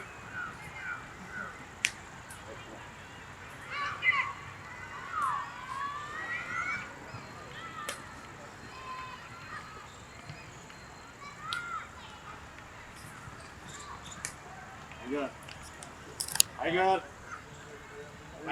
बहुत खराब, वो फेंक।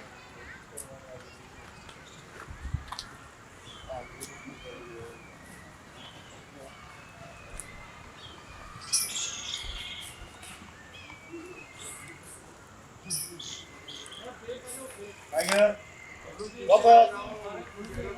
Tiger वापस। जो होता है ना ये पूरा खाली करवाते हैं उसके बाद राहुल पीछे जा, पीछे से सामने मत आओ। Okay Go find.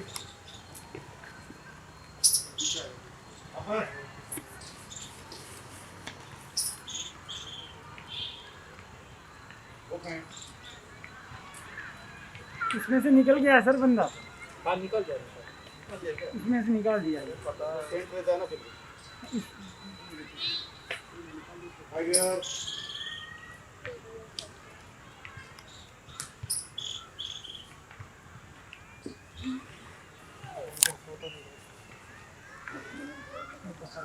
आवाज देके पूछ।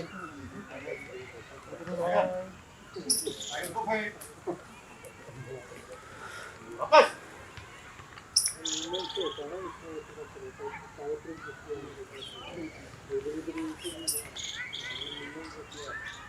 ज़्यादा थी मेरे को, ज़्यादा थी मेरे को।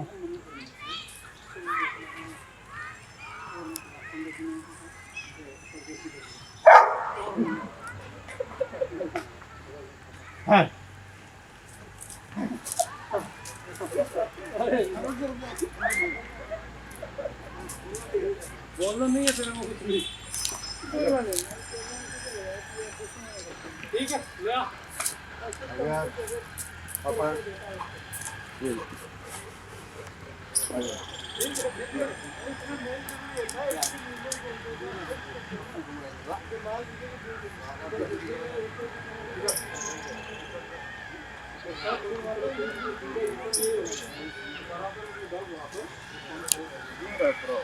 यहाँ पर चारों तरफ